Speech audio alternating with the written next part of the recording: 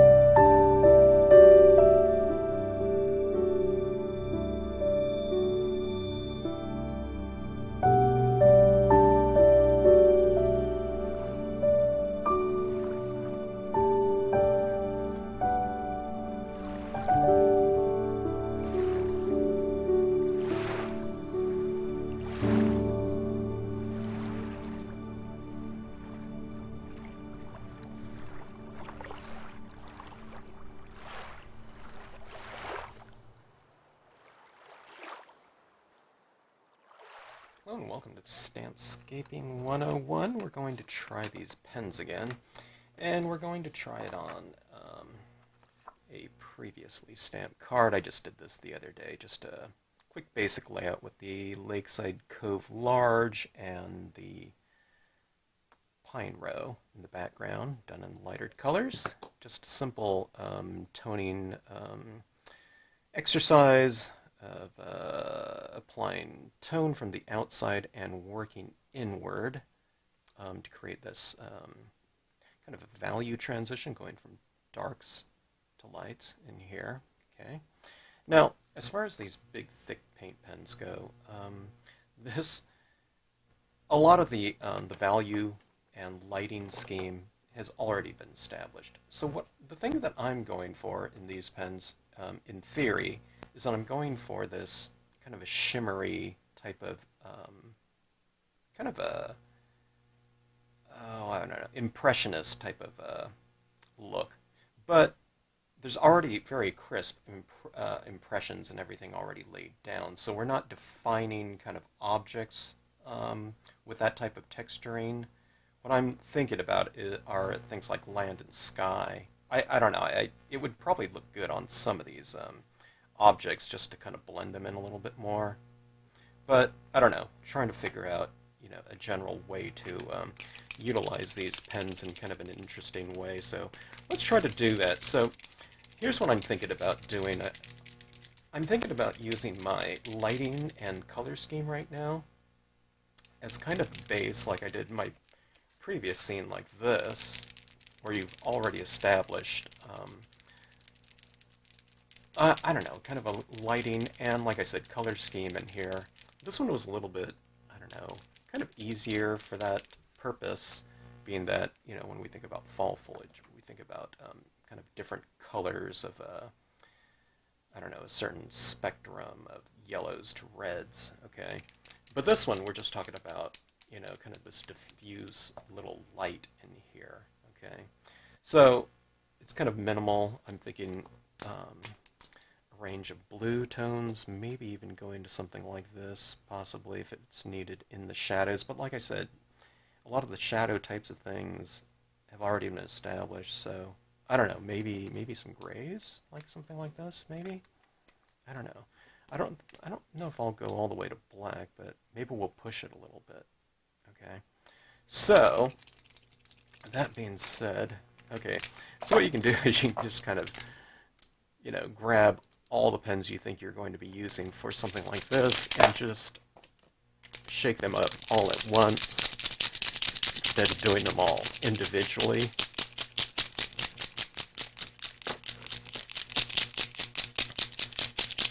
Now, one of the things I've found is that you don't have to shake these ones up as much as you do kind of the smaller ones. The smaller ones have this little tiny, I don't know, smaller,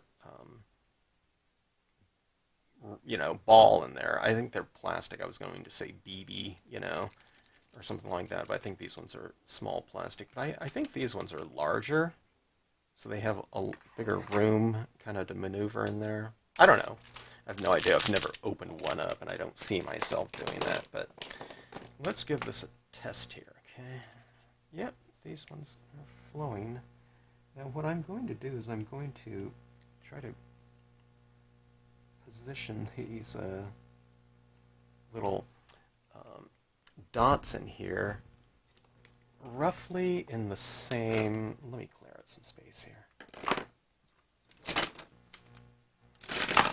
I'll just leave the ones that I'm using right here, potentially using. Okay, let's see if we can move in. I'm positioning these little round, dots. They're supposed to be kind of dots of light, that's what the impressionists were going after. And I'm positioning them, for the most part, I mean, you can go a little bit overboard because, we can apply more paint over the top of these ones. So, but roughly, I'm positioning it in areas where it's of a similar value. Okay, so by value, we're talking about relative light and darkness of a given hue. Okay. So what I'll do is I'll take some of it into the lighter area where it kind of stands out. You can see right over here, those little dots don't really stand out very much, okay, but when you start moving it into this area, they stand out a little bit more, or a lot more. But like I said, you can take it and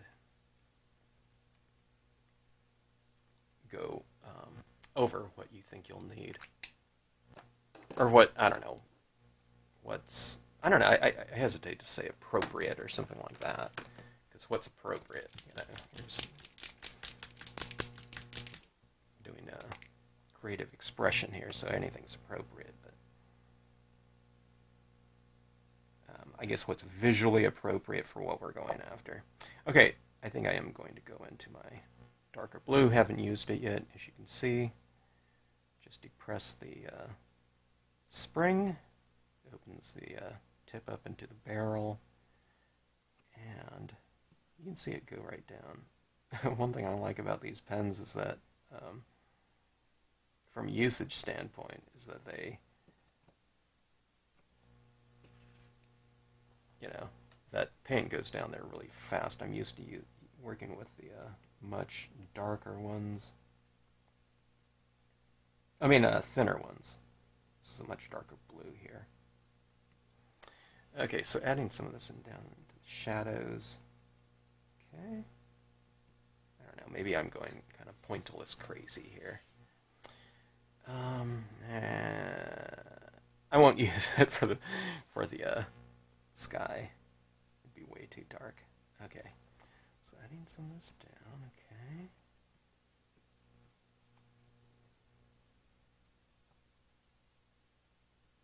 Really adding quite a bit into the shadows.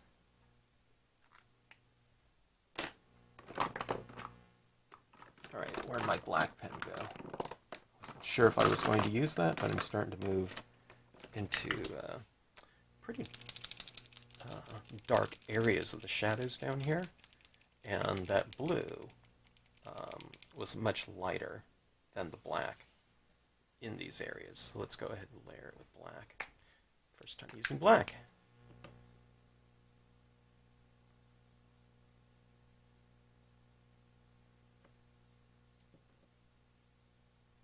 When you're doing this, I wouldn't put it straight down. I would have it kind of depressing it on its side where it's already round. Okay. But like what I was saying, when you're using the much thinner ones, it takes a little bit longer for that paint to go down into the, the tip or nib or whatever. Because it just has a much smaller passageway to feed down. So the paints are probably the same, I'm guessing. These are acrylic paints right here. So are the smaller brands like the Artistro. 0.7 millimeters. These ones are 0.3 millimeters, so quite a bit larger.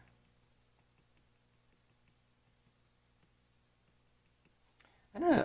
I think the paint might be a little bit different, but it's hard to tell because this one's just leaving me such a much larger dot. So it's kind of hard to tell, but I don't know. I think it's a little bit different. I mean, it wouldn't surprise me if it is because, these ones are meant for. Okay, let me go back to that same pen. I'm going over some of these other dots here again. So sometimes I go dark and then or light, then I work dark, but then I go back to the lighter ones. Okay, this one's a little bit lighter. Here. Yeah, that one looks really dark in that area there. Okay, let's try it. Let's go to this lighter one. This one has a little bit of a greenish tinge to it, a warm light blue.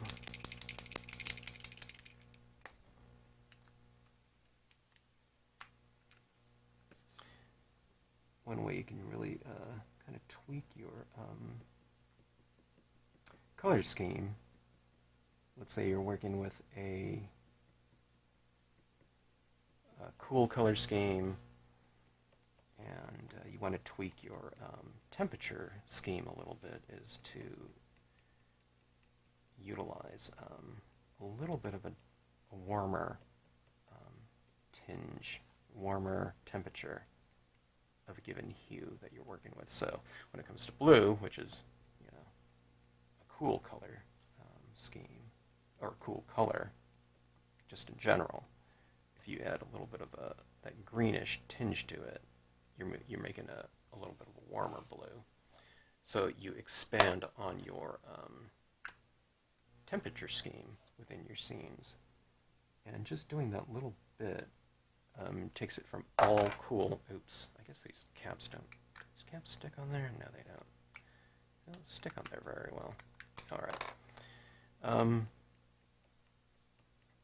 You can expand on the visual range of your pieces. Okay, that's why I like doing some dark, light, kind of extended ranges, and then I like doing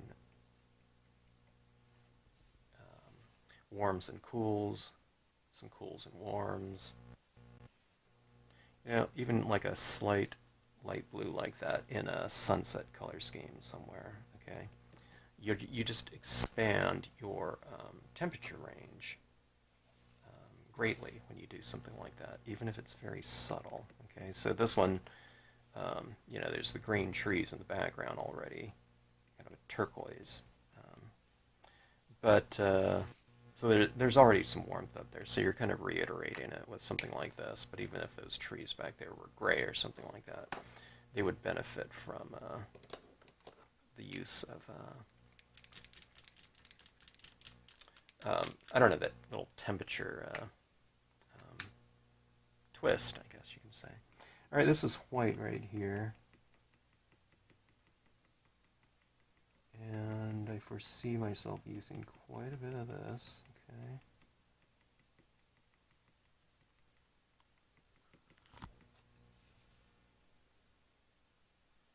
All right, now see up here in these dots up here that really stand out. Let's kind of subdue them slightly. Okay. I'll go into some of my trees with this too. And what I'll do is I'll kind of taper this lighting up here by the farther you get away from that light, the more distance you put in between those dots, okay? is we're going from dark to light with our inks, with our dye-based inks, or on this case I used alcohol pens up here. No, I don't know. I think I used some of those, but I also used just dye-based inks.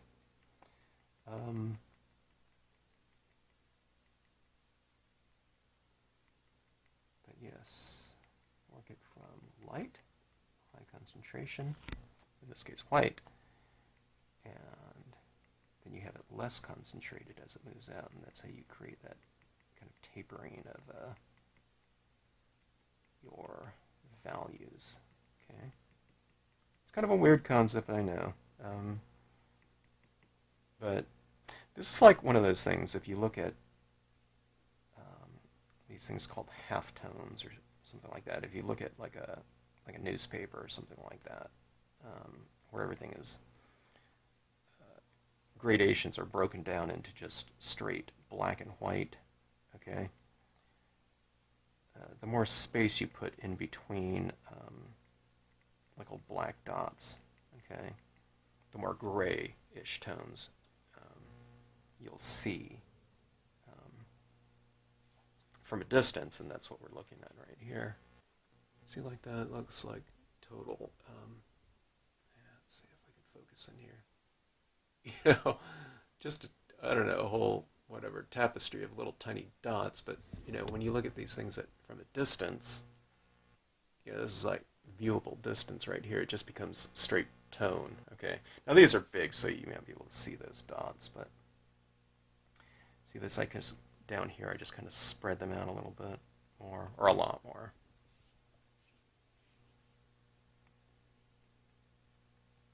This is probably more interesting, a scene in like a sunset, you know, tone scene, you know, doing it with yellows and reds and things like that. In fact, I should do something like that. This isn't the greatest kind of foundation for this, but I don't know, it's kind of looking pretty cool. It's a little bit of like a confetti or something like that. Okay, so that is that. All right, now let's move some of this lighting into the rocks, I think. Oops. Here's gray. Let me just start it off with white.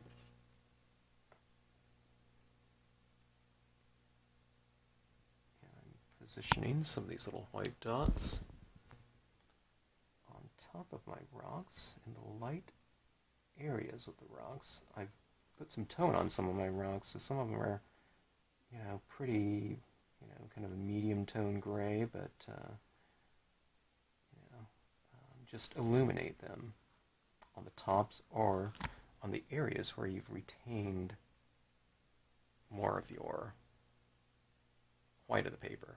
I mean, you can go in here and define, you know, new light just with a couple little dots, but I wouldn't put it on a really dark rock because if a rock is really dark, you're saying that, you know, not a lot of light is hitting in that area, so you wouldn't want to put a big, you know, kind of, you know, illumination on it. Okay, I'm getting a little bit more gutsy now with my white pen. Yeah, you know, I'm kind of learning all this myself. I'm using the same concepts that I always do. But as far as usage goes, this is all new to me.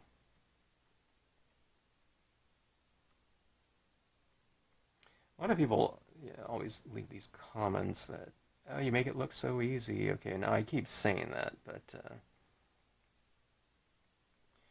one of the things is that what you have to think about is kind of a foundation. Now, we do have to think about, you know, there are different techniques out there and different ways to utilize media, okay, going for certain types of results, all right? But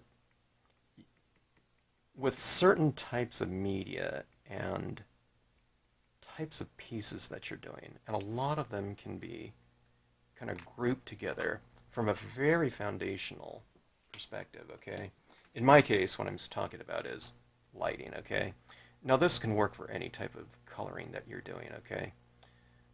you just utilize certain types of values for certain areas of an object. It could be an object that's an outline design, but you just simply leave your darkest colors for the outside perimeter and your lighter ones for the interior, so it makes something look more rounded. You've done it all the time. You put a little bit of tone around something, or you've utilized Copic markers and colored one color, and then on the outside edge you've just done a darker version of it.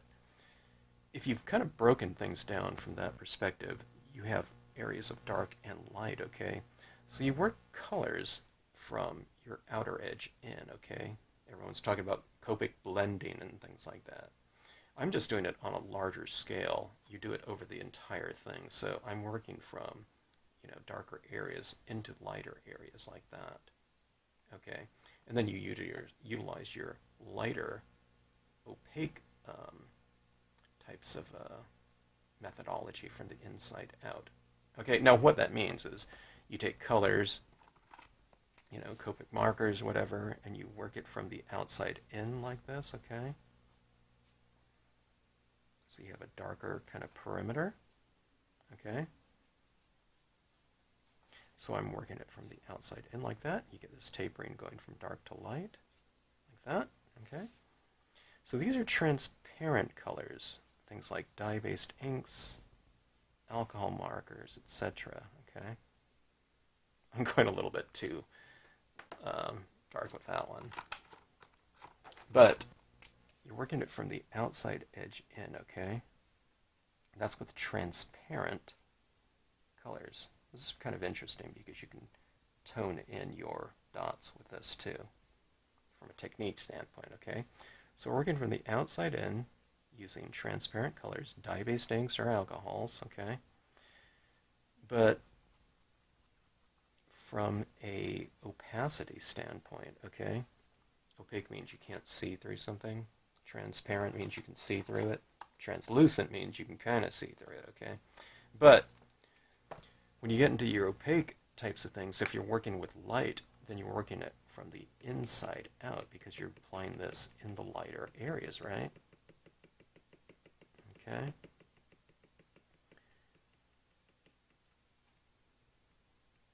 So when I'm doing something, even if I'm doing something for the first time, it's an easier concept for me because I'm relating it to the same types of techniques or foundational technique that I do with all media, okay? We want kind of a nice compositional framing when we're doing any kind of piece. It could be scenes or any type of technique of card making. You wanna create kind of a nice composition, right? You want to contain, have containment in it. You want it to look like a really nice whole piece, okay? So those types of things, you can follow the same types of basic fundamentals for all that. It doesn't mean that everything, is going to work out, by any means. I struggle through, learning new things all the time. But I try to apply the same kind of basic principles to all of it. I'm a matcher, People that are always kind of doing things differently, it means that you're using a process of mismatching, okay? You're not seeing the kind of the relationship between different media. So things like paint pens and alcohol markers, different types of inks, you're seeing it as a completely different technique instead of kind of a foundational type of thing that you can kind of start on or build on throughout all of that, the different media.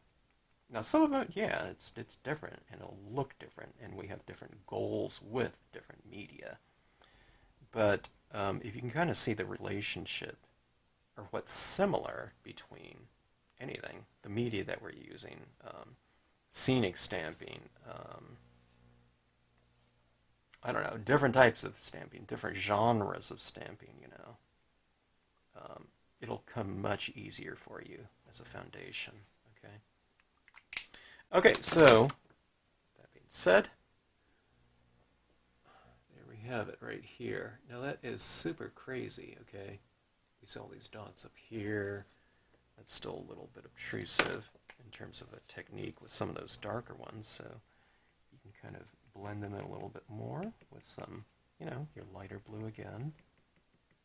Now I plan on doing something in here too. Now see, the thing that I use is a lot of light pigment ink, okay? Specifically white. And from a textural standpoint, anything that I run into using whatever media I'm working with, I just know that with that white pigment ink, okay,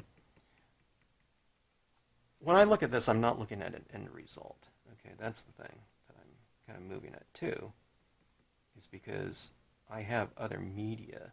So a lot of people see processes as an end result. It's like, you know, if we're learning how to tie our shoes or something like that, if you tie your shoe like halfway, you're going to say, oh, well, that's not looking right, and it isn't right, okay? But if you see it as like a process, you have to see like artwork is that way too.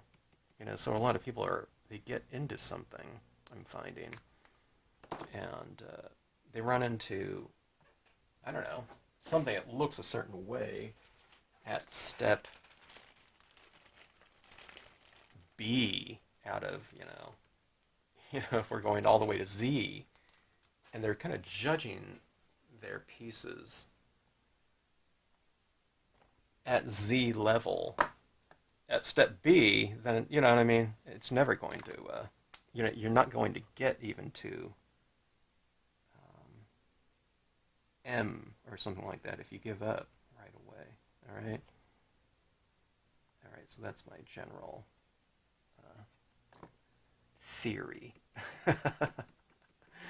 talk here. But I get it. You know, these types of things that I'm saying, you know, our art teachers and professors used to mention that type of thing too, you know.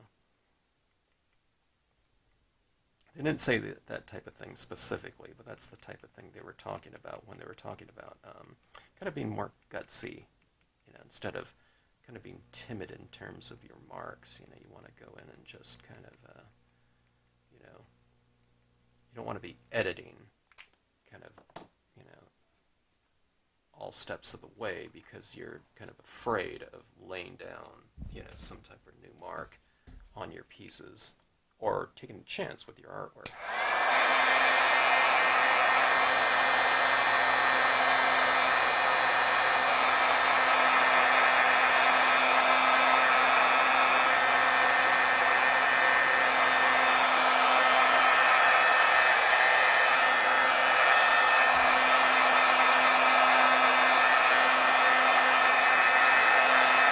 Alright, now that being said, this is too crazy for me. You know, from a visual perspective, it's just too loud in terms of the, those marks right down there. Okay, let's see if I can focus in here. See, look at that texturing though. See, I love that texturing. These little dots of ink, paint are raised, okay, so it becomes kind of more of a, well, it's a two-dimensional scene right here, but there's somewhat of a three-dimensional surface to it, even though it's very slight. It's like a little tiny bas relief or something like that. But, okay, here's what I'm moving into. I can use my pigment ink like this, okay? This cotton ball is fraying on me already. Okay, but I'm going to utilize this in here, and we're going to mellow things out using this, okay? So we're starting with light. We're working from the inside out, okay? Just like with the pens, you see what I mean? There's lighter areas in here. It was a different technique of laying it down, but it's the same concept, though, of working with light media, okay? Now this one's, this media right here is translucent, okay? So when you add it down on your card like this, the imagery is still going to show through this top layer of, in this case, pigment ink, okay? So it's kind of interesting. You're working with get to, kind of learn these three terms if you don't already know it. So we're working with transparencies, and get to know that within your media. Know what your media does. Okay, so like dye-based inks, alcohol inks, they're transparent, so you can lay down a light blue over the top of this medium blue, and it's still going to be this dark, okay? It's not going to be a lighter blue, okay? Translucent means you can kind of see through it, and then going all the way over, we're talking about opaque, so the opacity part of it are these paint pens within this piece right here, okay? Now even this black right here, black is the darkest thing in here, so it's going to be the thing that we see the most, but I could put a paint pen over it, and you'll see that white in front of it, in this case, okay? But if I go over this black with a dye-based ink, a transparent one,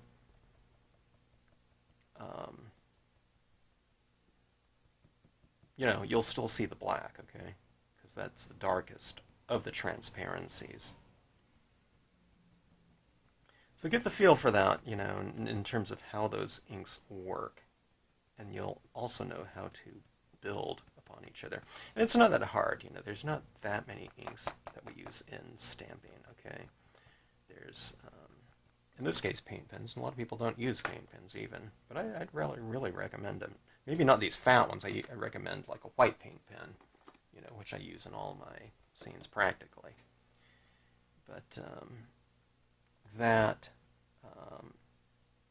I really like pigment inks, okay? Even if it's just a white, like this one. These two things right here, okay? Because a lot of people just work with dye-based inks and alcohol inks, okay? So you have your dye-based inks for your impressions, your coloring, and all that. And your alcohol pens to color in, okay? But those two things, you're working with just transparent media, okay? But as far as a visual language goes, when we're talking about different degrees of opacity, translucent to opaque, even if you just move into translucent, okay, for scenes too, like this, it really expands on the entire visual language of what you're expressing. There's so much more expression that you can put into something when you utilize various degrees of opacity. Now, that's what I'm just trying to explore here with these paint pens too. How it looks in the end result, I don't know, because I'm just trying to play around with it. Okay, now look at these trees in the background here. Just by putting some white translucent ink over the top of it, it really changes the spirit of this entire piece because you're bathing those objects in this kind of, glowing light, okay? By doing that, you kind of put distance in between yourself and those trees. The lighter the tree, kind of the farther back it represents. Or in the, in some cases, the more light that's being reflected in that area. So it's really kind of giving a nice bit of a kind of an essence to the scene. Okay, but what that's also doing is it's also mellowing out some of these little dots in here, okay? Like I said, the dots, for me are just, it was a little bit too loud, but I don't worry about it because I know what I can do with just some, some simple applications of pigment ink over the top of it, okay?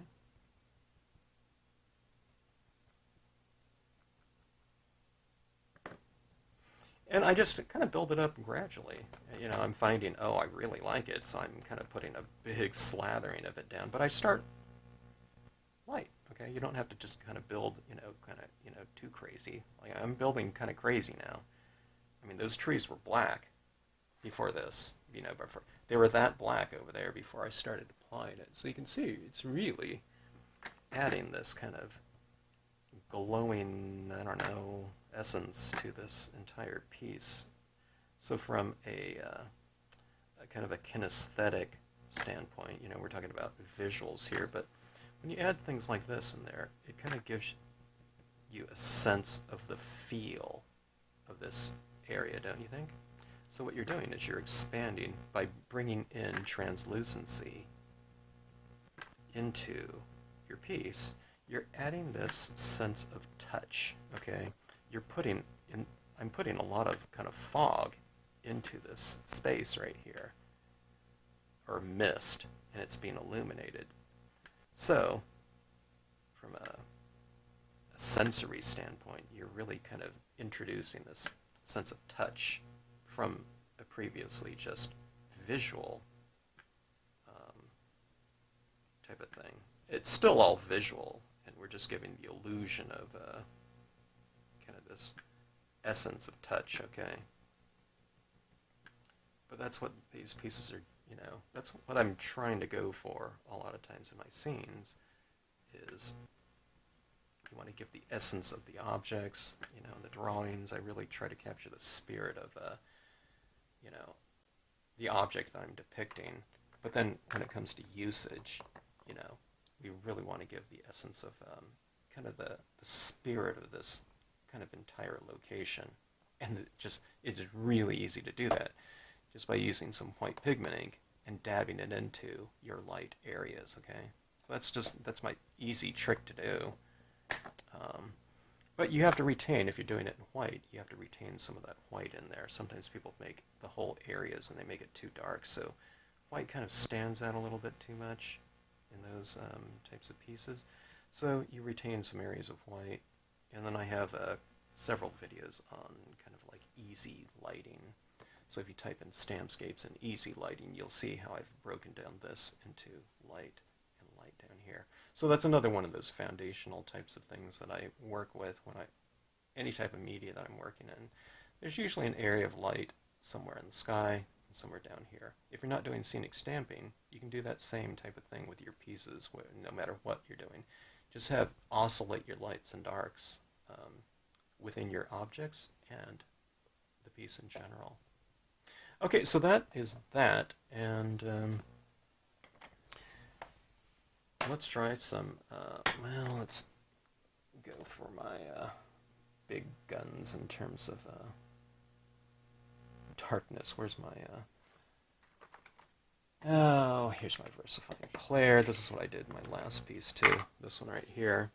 You gotta retain your kind of foreground types of imagery for the end. So, it's kind of interesting because I started off my scene with black impressions of Lakeside Cove. I did emit dye-based inks, okay?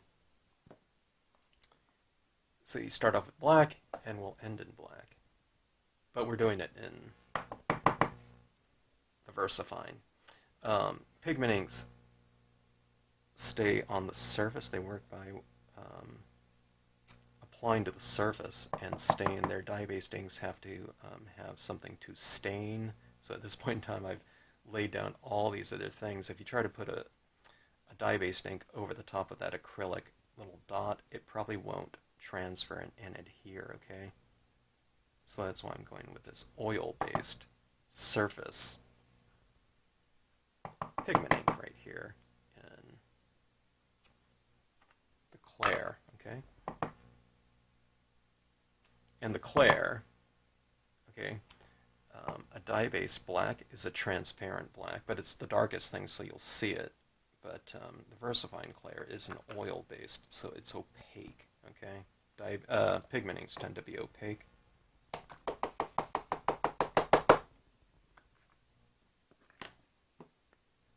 I've been using a lot of foils, and I don't find the versifying Claire dries at all on those. So anytime I can use this pad, I love dark, crisp imagery, so I really love utilizing my Claire. I used to use just the plain VersaFine, but everyone told me about the Claire. I don't know what the difference is between the VersaFine Claire and just VersaFine. The VersaFine too works really good too, but I tend to like the pad on this one a little bit more. You know, this one's a little bit more felty. This one, I don't know, it just seems more, it just seems denser to me. But this adds quite a bit, don't you think? So see, here's another thing that I did from a kind of a foundational perspective, okay? In scenes,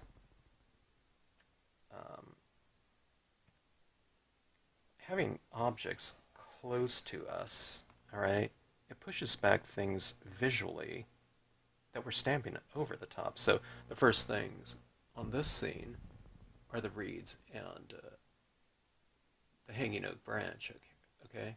So those are the things that are closest to us, and when we put things that are closest to us, anything else in here, it pushes it way in the background, or it pushes it farther back.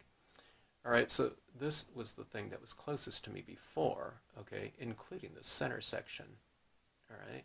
So from a visual standpoint, these dots in here really stood out because it was in this whole area down here, okay? So what I've done is, if it was too loud, I've subdued it with that white ink, okay?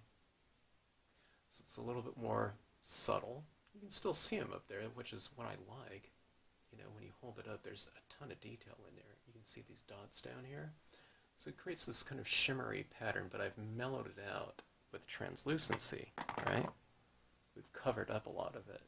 But it's not covering up where you can't see it. It just mellows it out a little bit. And then we put these objects in the foreground, which pushes all of that type of element backward, okay? So we've created more depth. But it's not like you're just covering it up. What you're doing is you're enhancing what's down there. So we have a bunch of white little dots like that represent light. That plays against the darkness of the foreground like that. So if you just kind of utilize, for me, if you like that look, what you do is you just, I don't know, stamp whatever you want out, use whatever media you're using, retain some areas of light, okay, or just redefine it. You can see it on my rocks with a white paint. I mean, that's, you know, that really stands out like that, right? If I just focus on that area, it looks like, oh my God, that looks kind of weird. But you hold it out like this, and from kind of a whole, you know, total perspective, they blend in, because they blend in with that texturing that's, you know, running throughout the piece, okay? So whatever you want to do, in other words, this type of thing,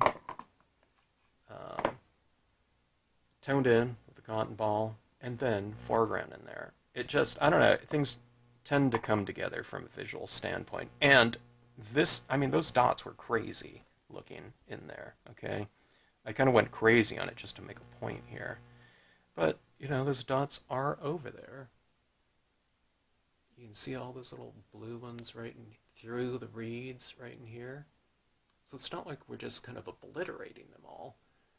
It all kind of enhances. Look at that little, you know, those bright little pops of blue in there. But when you hold it out like this, kind of from a overall perspective, I think it looks pretty good in terms of blending into the surface. Now I'll get a little bit more gutsy in the future. I'll go with little kind of squiggles, you know, with this, you know, this pen or whatnot. I'm not used to painting and doing like brush work with stuff like that. Okay, I'm used to using kind of hard media, you know, in terms of like paint pens. I don't know, those little types of embellishments. I'm not used to using a big slathering of paint.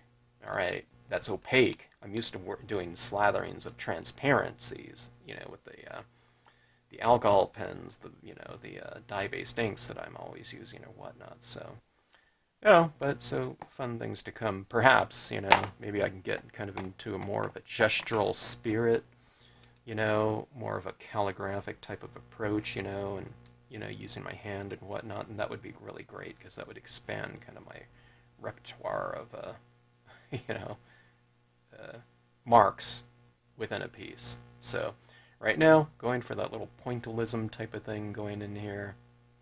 And I don't know, I like the end result. You can even do, okay, now, that being said, you know how I've added that translucency with the ink over the top of it, it's mellowed some of it out, or a lot of it out. I mean, you can go in and add some brighter little sparkles over the top of that mellowed out kind of mist, okay? So you can have that kind of little bright little crisp little white pop over the top of it. So you can bury it. You can sandwich layers in there. So let's see if I can show you right here. See those little white dots right in there? Over that little mist. So I've only applied it in kind of that lightest of areas right in here. So again, this, I don't know, these are kind of fun to play around with like that. I always like trying new things, but you know, for the most part, I'm trying them in kind of with a similar notion or spirit in which I'm going for. With other media, I'm just kind of incorporated it into the you know, the entire concept there. All right, so anyways, hope you enjoyed this scene. Maybe I'll format this into a card. Yeah, why not? All right, I'll let this dry and I'll come back and format this into a card, and we'll see what that looks like. All right, we have our final card formatted here. I've just put a little bit of a little iridescent white around the perimeter like that, and then I have my quote stamp here. A lake is the landscape's most beautiful and expressive feature. It is Earth's eye, looking into which the beholder measures the depth of his own nature. Henry David Thoreau. And that is off one of the scenic sentiment sheets, but I don't know. I don't know. Formatting scenes into cards always makes them look so much better. But I don't know. Let's take a look at this scene right here. All right. Now, I don't know. Maybe I've minimized those little dot patterns too much on this, but I think it's pretty good in terms of a subtle feature of this. You can see kind of the three-dimensional aspect and texturing up there in the background. I think that kind of adds to it, especially in the rocks, the reiteration of that. But I don't know, you can kind of see it right down in here. Like I said, I mean, where it's a little bit more definitive, or a lot more definitive in something like this, it makes for a bolder statement, okay? But I thought that looked pretty good in here. Like I said, it's very subtle. And I didn't want, you know, in an area where it's just supposed to be kind of shimmering light like that, white light, you know, on top of that, I figure it made for a, you know, a decent statement, textural statement, I guess you could say. All right, but I guess it's a lighting statement too, but it's, you know, the lighting was kind of established before I started with the pen work on that, so. I don't know, I think it makes it for a little bit more of a, I don't know, there's so much of that paint used. In a sense, you can kind of say that this is, I don't know, it's probably 50% painting now, you know, being that it's layered in such a large, kind of expansive area in terms of a percentage of the overall scene like that. So, you know, I don't know, using paint pens it's painting, basically. So anytime you use paint, it's paint. So kind of fun stuff, but I don't know. I look forward to doing some kind of bolder use, visible use in the end result use of it. But I don't know, kind of learning at every step of the way. Okay, so if you like this video, hope you like, share, and subscribe. And thanks as always for tuning into the Stampscapes channel.